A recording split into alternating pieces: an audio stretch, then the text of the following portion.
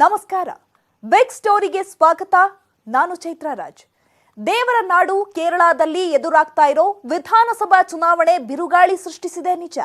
ಆದ್ರೆ ಪಿಣರಾಯಿ ಸರ್ಕಾರದಲ್ಲಿ ಬೆಂಕಿ ಬಿರುಗಾಳಿಯನ್ನೇ ಎಬ್ಬಿಸಿದೆ ಆ ಒಂದು ಹೆಣ್ಣಿನ ಹೇಳಿಕೆ. ಇಷ್ಟಕ್ಕೂ ಯಾರವಳು? ಆಕೆ ಕೊಟ್ಟ ಹೇಳಿಕೆ ಎಂಥದ್ದು ಅಂದ್ರ ಅದುವೇ ಪಿಣರಾಯಿ ಸರ್ಕಾರದ ಸುತ್ತ ಸುತ್ತಿಕೊಂಡಿರೋ ಚಿನ್ನದ ಬಲೆ ಹಿಂದಿರೋ ಮೋಹದ ಸಂಚು. ಅಂದು ಸೋಲಾರ್ ಹಗರಣ, ಇಂದು ಬಂಗಾರದ ಬಲೆ.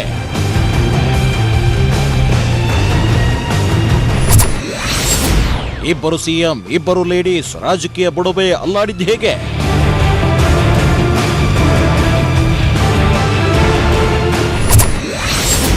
ಹೆಣ್ಣಿನ ಮೋಹ, ರಕ್ತದ ದಾಹ, ಕೇರಳ ಪಾಲಿಟಿಕ್ಸ್ ಹೇಗಿದೆ ಗೊತ್ತಾ? ತಗಲಾಕೊಂಡ್ರ ಕೇರಳ ಸಿಎಂ ಪಿಣರಾಯಿ ವಿಜಯನ್ ಭಿನ್ನಾಣಗಿತ್ತಿ ಬೀಸಿದ ಬಂಗಾರದ ಬಲೆಯಲ್ಲಿ ಸಿಲುಕಿಬಿಟ್ರ. ಮದನಾರಿಯ ಮೋಹದ ಸಂಚಿಗೆ ಒಳಗಾಗಿ ಬಿಟ್ರ. ಸ್ವಪ್ನ ಸುಂದರಿಯ ಬಂಗಾರ ಪಂಜರದಲ್ಲಿ ಕೇರಳ ಸರ್ಕಾರದ ಆ ಮೂವರು ಮಂತ್ರಿಗಳು ಲಾಕ್ ಆಗ್ಬಿಟ್ರ. ಇಷ್ಟಕ್ಕೂ ಇಂಥ ಪ್ರಶ್ನೆಗಳೇಕೆ ಉದ್ಭವಿಸ್ತಾ ಇದೆ ಅಂದ್ರ ಇದಕ್ಕೆ ಕಾರಣ ಮತ್ತೇನೂ ಅಲ್ಲ ವೀಕ್ಷಕರೇ, ಕೇರಳ ಸಿಎಂ ಪಿಣರಾಯಿ ವಿಜಯನ್ ಕೊರಳಿಗೆ ಸುತ್ತಕೊಂಡಿರೋ ಗೋಲ್ಡ್ ಸ್ಮಗ್ಲಿಂಗ್ ಬಲೆ.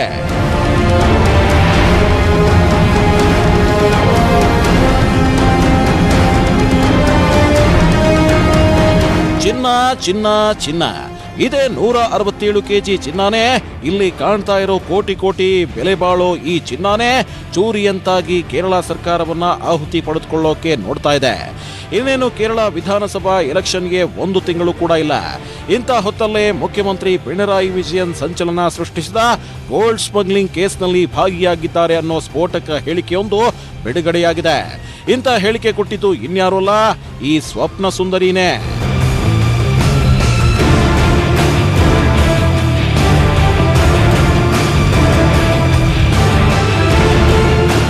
ಸುಂದರಿ ಈಕೆ ನಿಜಕ್ಕೂ ಸ್ವಪ್ನ ಸುಂದರಿ. ಈ ಮದನಾರಿಯ ಮೋಹವೋ, ಈ ಭಿನ್ನಾಣಗಿತ್ತಿಯ ಬಂಗಾರದ ಬಲೆಯೋ ಏನೋ. ಕೇರಳ ರಾಜಕೀಯದಲ್ಲಿ ಬೆಂಕಿ ಬಿರುಗಾಳಿ, ಸುನಾಮಿ, ಭೂಕಂಪ, ಪ್ರವಾಹ ಎಲ್ಲವೂ ಒಟ್ಟೊಟ್ಟಿಗೆ ಎದುರಾಗ್ಬಿಟ್ಟಿದೆ. ಇಷ್ಟಕ್ಕೂ ಯಾರಿವಳು? ಈಕೆಗೂ ಚಿನ್ನ ಕಳ್ಳ ಸಾಗಾಣಿಕೆಗೂ ಸಿಎಂ ಪಿಣರಾಯಿಗೂ ಏನ್ ಲಿಂಕು ಅಂದ್ರ ಇದನ್ನ ತಿಳಿದುಕೊಳ್ಳಬೇಕು ಅಂದ್ರೆ ಸಣ್ಣದೊಂದು ಫ್ಲಾಶ್ ಬ್ಯಾಕ್ ಸ್ಟೋರಿನ ನೀವೆಲ್ಲರೂ ನೋಡ್ಲೇಬೇಕು. ಈ ಫ್ಲಾಶ್ ಬ್ಯಾಕ್ ಸ್ಟೋರಿ ಆರಂಭವಾಗಿದ್ದೆ 2020 ಜುಲೈ 5ನೇ ತಾರೀಕು.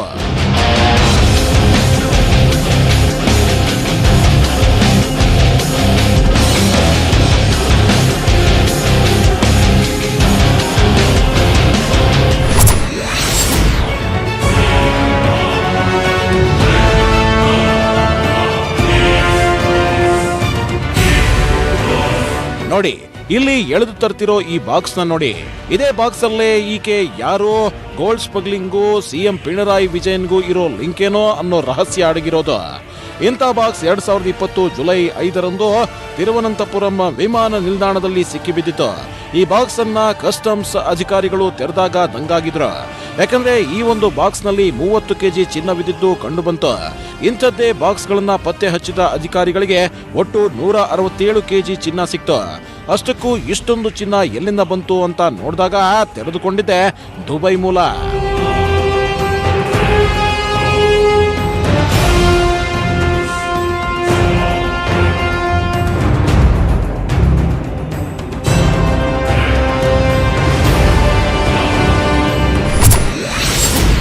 ಸಿಕ್ಕಿಬಿದ್ದ ಸರಿತ್ ಕುಮಾರ್, ಬಿಚ್ಚಿಟ್ಟ ಸ್ವಪ್ನ ಸುರೇಶ್ ಬಂಡವಾಳ.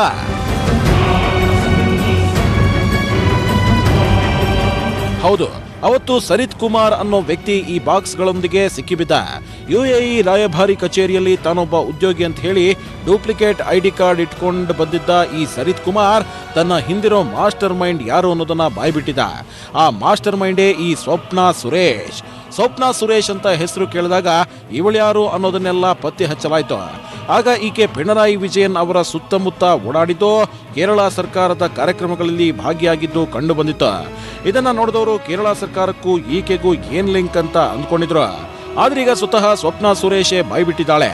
ಈ ಗೋಲ್ಡ್ ಸ್ಮಗ್ಲಿಂಗ್ ಏನಿತ್ತೋ ಇದರಲ್ಲಿ ಮುಖ್ಯಮಂತ್ರಿ ಪಿಣರಾಯಿ ವಿಜಯನ್ಗೂ 3 ಸಚಿವರಿಗೂ ನಂಟಿದೆ ಅನ್ನೋ ಸ್ಫೋಟಕ ವಿಷಯವನ್ನ. ಹಾಗಾದ್ರೆ ಇದು ನಿಜಾನಾ?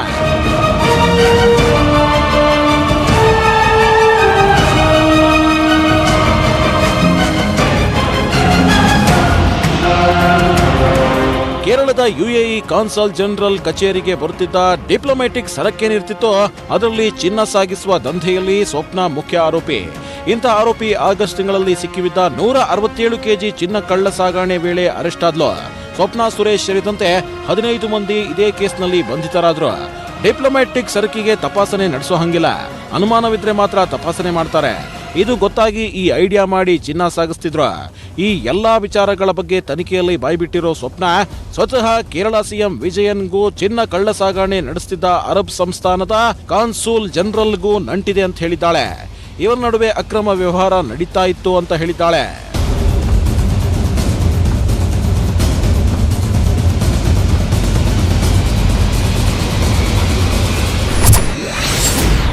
ವ್ಯಕ್ತಿಗಳಿಗೂ ಕೇರಳದ ಗಣ್ಯರಿಗೂ ಇದ್ದ ವ್ಯವಹಾರಗಳೇನಿತ್ತು ಅದಕ್ಕೆ ಸ್ವಪ್ನ ಸುರೇಶ್ ಸಾಕ್ಷಿಯಾಗಿದ್ದಾಳಂತೆ.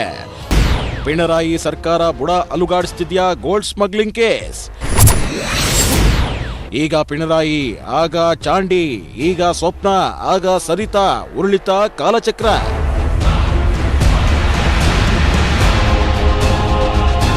ವೀಕ್ಷಕರೇ, ಕೇರಳದ ಚಿನ್ನ ಕಳ್ಳ ಸಾಗಾಣಿಕೆಯಲ್ಲಿ ಪಿಣರಾಯಿ ಸರ್ಕಾರದ ಕೈವಾಡ ಇದೆಯೋ ಇಲ್ವೋ ಅನ್ನೋದನ್ನ ಹೇಳೋ ಮುಂಚೆ ಕೇರಳದಲ್ಲಿ ಚಿನ್ನ ಕಳ್ಳ ಸಾಗಾಣಿಕೆಗೂ ದುಬೈಗೂ ಇರೋ ಕನೆಕ್ಷನ್ ಬಗ್ಗೆ ಹೇಳ್ತೀವಿ ಕೇಳಿ. ದುಬೈನಲ್ಲಿ ಚಿನ್ನದ ಬೆಲೆ ಅತ್ಯಂತ ಕಡಿಮೆ ಬೆಲೆಗೆ ಸಿಗುತ್ತೆ. ಜೊತೆಗೆ ಅಲ್ಲಿ ಸಿಗೋ ಚಿನ್ನ ಇದೆಯಲ್ಲ ಅದರ ಗುಣಮಟ್ಟ ಅತ್ಯಂತ ಉತ್ತಮವಾಗಿರುತ್ತೆ. ಹೀಗಾಗಿ ದುಬೈ ಚಿನ್ನಕ್ಕೆ ಎಲ್ಲಿಲ್ಲದ ಬೇಡಿಕೆ ಇದೆ. ಆದರೆ ಇದೇ ದುಬೈನಿಂದ ತಿರುವನಂತಪುರಂಗೆ ದಿನೇ ದಿನೇ ಅಕ್ರಮ ಚಿನ್ನ ಸಾಗಾಣಿಕೆ ಆಗ್ತಿದೆ ಅಂತಲೂ ಇಂಥ 100 ಕೇಸ್ಗಳು ಇತ್ತೀಚೆಗೆ ಸಿಗ್ತಾನೆ ಇದೆ ಅಂತಲೂ ಅಧಿಕಾರಿಗಳು ಲಿಸ್ಟ್ ಔಟ್ ಮಾಡಿದ್ರು. ಅದರಂತೆ ಲಾಕ್ಡೌನ್ ಟೈಮ್ನಲ್ಲಿ ಸುಮಾರು 550 ಕೆಜಿ ಚಿನ್ನ ಕಳ್ಳ ಸಾಗಾಣಿಕೆಯಾಗಿದೆ ಅಂತಿದೆ ರಿಪೋರ್ಟ್. ಇದರಲ್ಲಿ ಸ್ವಪ್ನಾಳ ಚಿನ್ನ ಕಳ್ಳ ಸಾಗಾಣಿಕೆ ಕೇಸ್ ಕೂಡ ಒಂದು.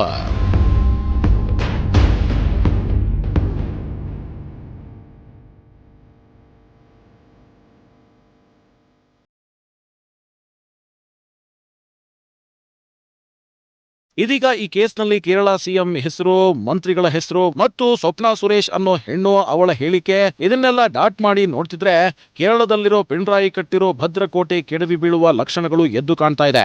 ಹೌದು, ಸ್ವಪ್ನ ಸುರೇಶ್ ನಡೆಸುತ್ತಿದ್ದ ಚಿನ್ನ ಕಳ್ಳ ಸಾಗಾಣಿಕೆಗೂ ಕೇರಳ ಸರ್ಕಾರಕ್ಕೂ ಲಿಂಕ್ ಇತ್ತು ಅನ್ನೋದಕ್ಕೆ ಒಂದು ಸಣ್ಣ ಸಾಕ್ಷಿ ಸಿಕ್ಕಿದ್ರು ಮುಗೀತು ಕತೆ. ಪಿಣರಾಯಿ ಸರ್ಕಾರ ಬಿದ್ದೋಗುತ್ತೆ. ಈಗಾಗಲೇ ಸ್ವಪ್ನ ಸುರೇಶ್ ಕೊಟ್ಟ ಒಂದೇ ಒಂದು ಹೇಳಿಕೆಗೆ ಅಲುಗಾಡ್ತಿದೆ. ಹೀಗೆ ಈ ಹಿಂದೆ ಇದೇ ರೀತಿ ಒಂದು ಹಗರಣಕ್ಕೆ ಒಬ್ಬ ಹೆಣ್ಣಿನ ಹೇಳಿಕೆಗೆ ಮುಖ್ಯಮಂತ್ರಿ ಸ್ಥಾನದಿಂದಲೇ ಕೆಳಗಿಳಬೇಕಾದ ಪರಿಸ್ಥಿತಿ ಕೇರಳದಲ್ಲಿ ನಿರ್ಮಾಣವಾಗಿತ್ತು. ಸದ್ಯಕ್ಕೆ ಅದನ್ನ ನೆನಪಿಸಿಕೊಳ್ತಿದ್ದಾರೆ ಪಿಣರಾಯಿ ವಿಜಯನ್. ಯಾಕೆಂದ್ರೆ ಅವತ್ತು ಇದೇ ರೀತಿ ಮಾಜಿ ಸಿಎಂ ಉಮನ್ ಚಾಂಡಿ ಕೊರಳಿಗೆ ಸುತ್ತಕೊಂಡಿತ್ತು ಸೋಲಾರ್ ಹಗರಣ.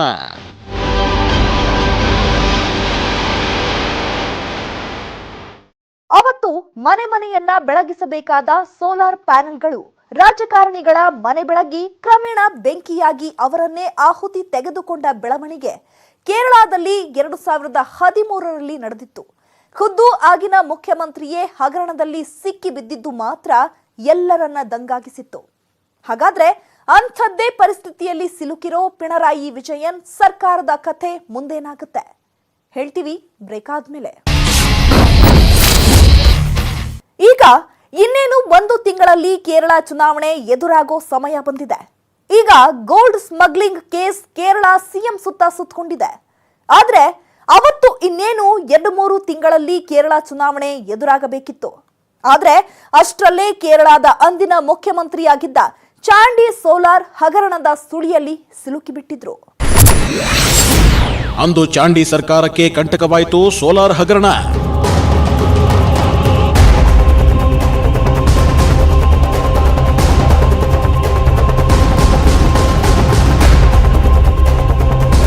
ಸೋಲಾರ್ ಹಗರಣ, ಇಂಥದೊಂದು ಹಗರಣ ಕೇರಳದಲ್ಲಿ ಭಾರಿ ಸಂಚಲನ ಹುಟ್ಟುಹಾಕಿತ್ತು. ಎಷ್ಟೋ ರಾಜಕಾರಣಿಗಳ ಮುಖವಾಡ ಕಳಚಿ ಹಾಕಿತ್ತು. ಅದೆಷ್ಟೋ ಅಧಿಕಾರಿಗಳ ಬಂಡವಾಳ ಬಿಚ್ಚಿಟ್ಟಿತ್ತು. ಮೇಲ್ನೋಟಕ್ಕೆ ಅವತ್ತು ಇದೊಂದು ವಂಚನೆ ಪ್ರಕರಣ ಅಂತ ಅನ್ಸಿದ್ರು ಈ ಹಗರಣದ ಹಿಂದಿದ್ದ ಕೈವಾಡ ಮಾತ್ರ ದೊಡ್ಡ ದೊಡ್ಡ ಕುಳಗಳದ್ದೇ ಆಗಿತ್ತು. ಈಗ ಗೋಲ್ಡ್ ಸ್ಮಗ್ಲಿಂಗ್ ಕೇಸ್ ಹೇಗೆ ಸಂಚಲನ ಸೃಷ್ಟಿಸಿದೆಯೋ ಅದರಂತೆಯೇ ಈ ಸೋಲಾರ್ ಹಗರಣ ಕೂಡ ಇನ್ನಿಲ್ಲದ ಸಂಚಲನ ಮೂಡಿಸುತ್ತಾ.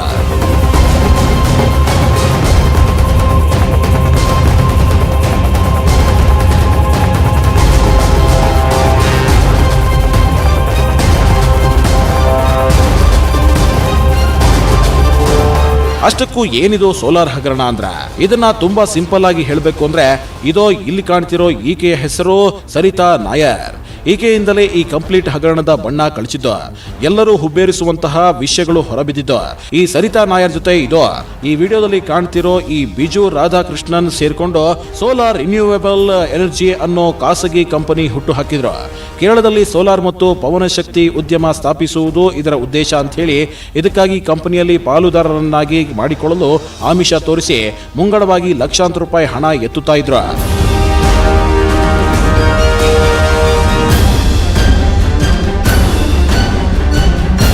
ಸಾಮಾನ್ಯವಾಗಿ ಯಾವುದೇ ವ್ಯಕ್ತಿ ಹಣ ಹೂಡಬೇಕಿದ್ರೆ ಹಿಂದೆ ಮುಂದೆ ನೋಡೋದು ಸಹಜ ಅಂತ ಹೇಳಿ ರಾಜಕಾರಣಿಗಳ ನಂಟಿನ ಜಾಲ ಸೃಷ್ಟಿಸಿದ್ರು ಇವರಿಬ್ರು.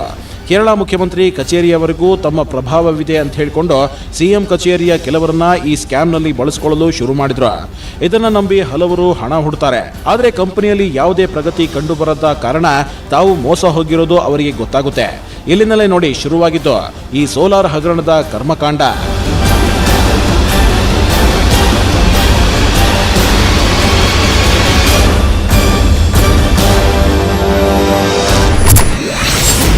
ಸರಿತಾ ರಾಧಾಕೃಷ್ಣನ್ ಸ್ಕ್ಯಾಮ್ ಸುಳಿವಲ್ಲಿ ಸಿಲುಕಿದ್ರು ಚಾಂಡಿ.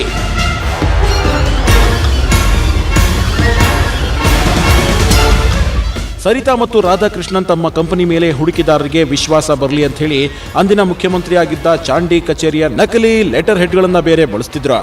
ಆದ್ರೆ ಅದೊಂದು ಗಾದೆ ಮಾತಿದೆಯಲ್ಲ, ಉಪ್ಪು ತಿಂದವರು ನೀರು ಕುಡಿಯಲೇಬೇಕು ಅಂತ. ಹಾಗೆ ಇವರಿಬ್ಬರ ಈ ಸ್ಕ್ಯಾಮ್ ಬಹಳ ದಿನ ನಡೆಯಲಿಲ್ಲ.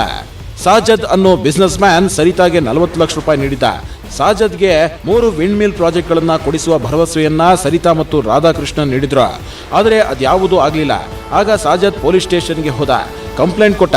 ಕಂಪ್ಲೇಂಟ್ ಮೇರೆಗೆ 2013ರ ಜೂನ್ನಲ್ಲಿ ಕೇರಳ ಪೊಲೀಸರು ಸರಿತಾ ನಾಯರ್ ಹಾಗೂ ಆಕೆಯ ಪಾರ್ಟ್ನರ್ ರಾಧಾಕೃಷ್ಣನನ್ನ ಅರೆಸ್ಟ್ ಮಾಡಿದ್ರು.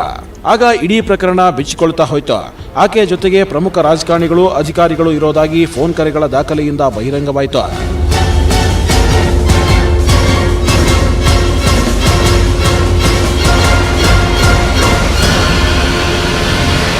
ಚಾಂಡಿ ಕಚೇರಿಯ ಆಪ್ತ ಸಹಾಯಕ ಟೆನ್ನಿ ಜೊಪ್ಪೆನ್, ಹೆಚ್ಚುವರಿ ಆಪ್ತ ಸಹಾಯಕ ಜುಕುಮನ್ ಜೇಕಬ್, ಚಾಂಡಿ ಭದ್ರತಾ ಪಡೆಯ ಸಲೀಂ ರಾಜ್ ಜೊತೆ ಸರಿತಾ ಸಂಪರ್ಕ ಸಾಧಿಸುತ್ತಿದ್ದು ಬೆಳಕಿಗೆ ಬಂದಿತ್ತು. ಸರಿತಾ ನೇರವಾಗಿ ಚಾಂಡಿ ಜೊತೆ ಸಂಪರ್ಕದಲ್ಲಿದ್ದಳು ಅನ್ನೋ ವಿಷಯ ಹೊರಬಂತು. ಹೀಗೆ ಚುನಾವಣೆಗೆ ದಿನಾಂಕ ಘೋಷಣೆಯಾಗಿದ್ದಾಗಿದೆ. ಎಲ್ಲಾ ಪಕ್ಷಗಳು ಮತದಾರರ ಮನವೊಲಿಸುವ ಯತ್ನಕ್ಕಿಳಿದಿವೆ. ಈಗ ಪಿಣರಾಯಿ ವಿಜಯನ್ ಟೀಮ್ಗೆ ದೊಡ್ಡ ತಲೆನೋವಾಗುತ್ತಿದೆ ಈ ಗೋಲ್ಡ್ ಸ್ಮಗ್ಲಿಂಗ್ ಕೇಸ್. ಹಾಗಾದ್ರೆ ವಿರೋಧ ಪಕ್ಷದವರ ಅಸ್ತ್ರವಾಗುತ್ತಾ ಈ ಬಂಗಾರದ ಬಲೆ? ಈ ಕುರಿತ ಮಾಹಿತಿಯನ್ನ ಕೇರಳ ರಣಾಂಗಣದ ಚಿತ್ರಣದೊಂದಿಗೆ ನೀಡ್ತೀವಿ ಬ್ರೇಕ್ ಆದ್ಮೇಲೆ.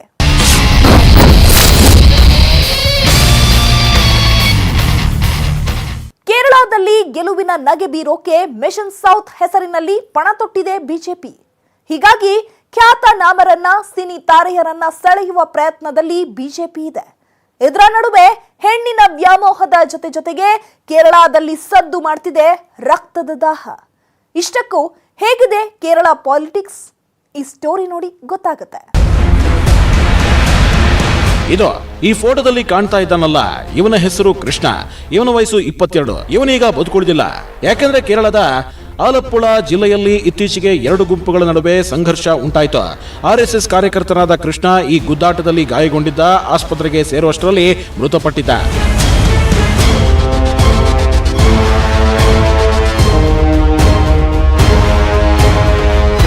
ಇದೇ ಕಾರಣಕ್ಕೆ ಕೇರಳದಲ್ಲಿ ಬಂದ್ ಪ್ರತಿಭಟನೆ ಹೆಚ್ಚಾಯಿತು. ಒಂದ್ ಲೆಕ್ಕಕ್ಕೆ ಕೇರಳ ರಕ್ತ ಚರಿತ್ರೆ ಭಯಂಕರ. ಹೌದು, ಕಮ್ಯುನಿಸ್ಟ್ ಗೂಂಡಾಗಳು ಅಂತಲೇ ಅಲ್ಲಿನ ಒಂದು ಗುಂಪನ್ನ ಕರೀತಾರೆ. ಅಲ್ಲದೆ ಸಾಕಷ್ಟು ಆರ್ಎಸ್ಎಸ್ ನಾಯಕರನ್ನ ಕೊಂದ ಇತಿಹಾಸವೂ ಕೇರಳದಲ್ಲಿದೆ ಅಂತ ಹೇಳ್ತಾರೆ. ಸುಮಾರು 60ರ ದಶಕದಿಂದಲೂ ಈ ರಕ್ತ ಚರಿತ್ರೆ ಹಾಗೆ ಅಳಿಯದೆ ಉಳಿದಿದೆ ಅನ್ನೋ ಮಾತಿದೆ. ಇದೀಗ ಇಂಥ ಗುದ್ದಾಟದ ನಡುವೆ, ಎಲೆಕ್ಷನ್ ತಲೆಬೀಸಿ ನಡುವೆ ಪಿಣರಾಯಿ ವಿಜಯನ್ ಟೀಮ್ಗೆ ಸವಾಲಿನ ವಿಷಯವಾಗಿದೆ ಸ್ವಪ್ನ ಸುರೇಶ್ ಕೊಟ್ಟ ಸ್ಫೋಟಕ ಹೇಳಿಕೆ.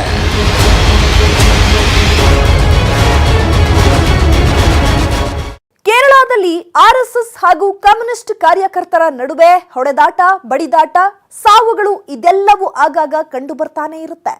ಆದ್ರೆ ಇದೆಲ್ಲದರ ನಡುವೆ ಈಗ ಎಲೆಕ್ಷನ್ ಹತ್ತಿರವಾಗುತ್ತಿರುವಾಗಲೇ ಸ್ವಪ್ನ ಸುರೇಶ್, ಸಿಎಂ ಪಿಣರಾಯಿ ಕೂಡ ಗೋಲ್ಡ್ ಸ್ಮಗ್ಲಿಂಗ್ ಕೇಸ್ನಲ್ಲಿ ಇನ್ವಾಲ್ವ್ ಆಗಿದ್ದಾರೆ ಅಂತ ಹೇಳಿಕೆ ಕೊಟ್ಟಿದ್ದಾಳೆ.